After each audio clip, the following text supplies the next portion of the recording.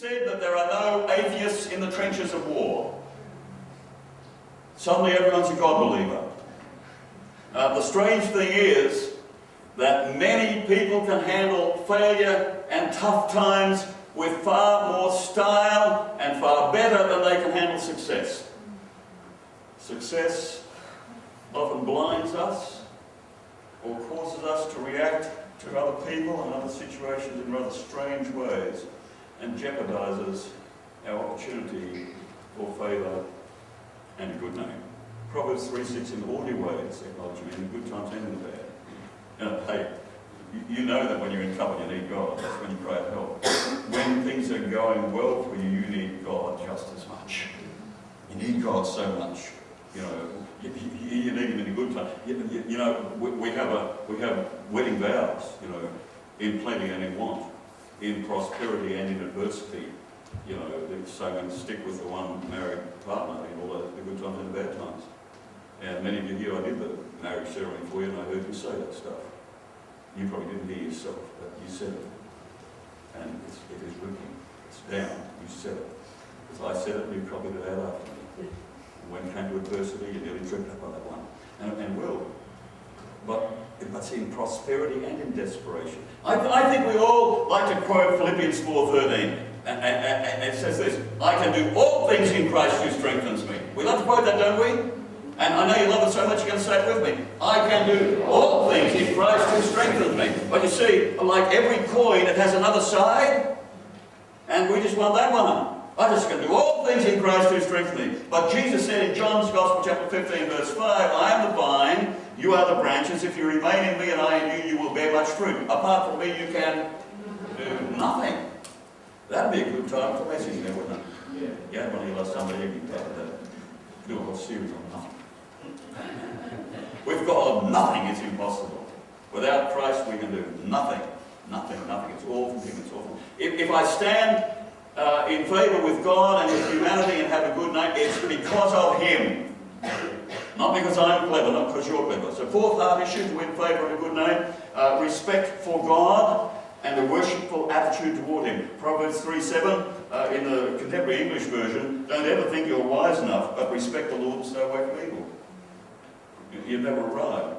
Proverbs 8:13 in the Amplified, the reverent fear and worshipful awe of the Lord includes the hatred of evil, pride, arrogance, the evil way, and perverted and twisted speech I hate. How about this? Let's sum this up. Proverbs 3:5-12 in the Message, trust God. Where? From the bottom of your heart. Don't try to figure out everything on your own. Listen for God's voice in everything you do, everywhere you go. He's the one who will keep you on track. Don't assume you know it all. Run to God. Run from evil. I think we looked at that last week. Flee sexual immorality. Run away from it. Run from evil. Run, run, run. Run from it. Run to God. Run from evil. And then it says your body will glow with health and your very bones will vibrate with life. Somebody saying, no, my bones don't feel no good this morning. Get your bones to God. Get down on your prayer bones, there's something. Respect for God and a worshipful attitude for Him will keep you on track in the place where you know the favour of God and humanity and a good name. That's what we want. So give Him your whole heart. Give Him your whole heart. No more half-hearted stuff. Well, Lord, if I can fit you in, because you know I've got a busy week coming up. And Lord, Sunday's the only day I get to sleep in, so don't expect me to do that, Lord. Is that wholehearted with God? I don't think so. Not at all. It's just not respectful for God. God is first. God is first. I'm going to come back to that in a moment. Psalm 86 verse 11. Give me an undivided heart that I may fear your name. No each way bet. Any of those who have bet on horses should be tithing on your winning. No, that's not what I want to say. Any of those who bet on, you know that you can have an each way bet. That's because you're not sure if that nag's going to win or not. So you take two horses. You bet on them both. Some money on that one, some on that one. That's an each way bet. There is not two gods you can put. Oh, well, I don't know which God it is today. So I'm going to put some on him and some on him. Or some on my other life. You know, whatever that is. See, with God, it's all or nothing.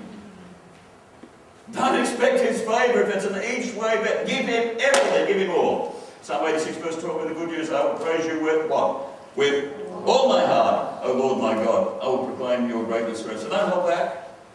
Don't make excuses. Wholehearted.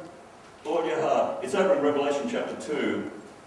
That was letters to 7 churches. One of the very first one in chapter 2 is to the church at Ephesus. And this is John writing words of Jesus, and he says, you're doing so well. He says, but you have forsaken your first love. It's kind of like when you first got some idea about God and Jesus, you said, man, that's what I'm going to go through the waters of baptism. I'm going to put my hand up for doing this, and every time the church doors are open, I'll be there. I'm going to see what I can do in the community for God. And then over time, you've forsaken your first love. He said, get back to where you were. Get back to where you were. Get back to where you were. And I want to say this morning, do on favour and good name. Full on for God. 5th card issue. And Catherine talked about this already this morning. Honour the Lord with your wealth. Proverbs 3:9. See, these are all coming out of Proverbs 3. Honour the Lord with your wealth. Proverbs 3:9. Heart issue. Where's the good? The word heart wasn't mentioned there. Oh yes, listen to this then. Matthew 6:21. Where your treasure is, there will what? Be your what? Also. Come on. Proverbs 11:24-25. One man gives freely, yet gains even more. Another withholds unduly, but comes to poverty. A generous man will prosper. He who refreshes others will himself be refreshed. So generosity honours the Lord. No matter who is the recipient of your generosity. Tithe to God. That's a tenth of everything, you know. I know when I first was a believer at about age 30 and someone gave me all these books to read, as we do when someone puts their hand up for Jesus, and he gave me this book and the title was called The Tithe. And I'd never heard of this before. And I said, what's this tithe? He said, well, it's pronounced tithe and it's a tenth. He said, well, that's just a starting point. I said, oh, wow. And I haven't stopped since, and it's just been a starting point. I just want to say, generosity honours the Lord. No matter who's the recipient of your generosity. And your generosity, it will come back to bless you. And this is not a matter of you buying a blessing. That's wrong motivation. You give because you want to be generous. And while you tithe to the church and some individual gave $4,800 to the building fund, it's not just about that either. It's not just here through this agency called the Baldavis Church. What about compassion? We have a compassion child we give to. And many of you do. World Vision, some of you have World Vision child. What about World Vision? What about Red Cross? What about the Salvos? You know, all these things. And we've got the, I always want to say a 40-day famine because we do all these 40 days, 40 hours will kill some of us. 40 minutes or famine will do me. But when the people come, and we're doing it through this church, and Pastor Sarah will be heading all of that up, whether she is not eating, I don't know. Someone's got to stay fit and well, so she'll probably eat to keep the rest of them in control. But they'll come around and they'll want you to sponsor them. Sponsor them generously. Because generosity will come back to bless you. Proverbs 11:25, a generous man will what? Prosper. A generous man will what? Prosper. Whatever the focus of your financial giving, put the Lord first in your financial plan.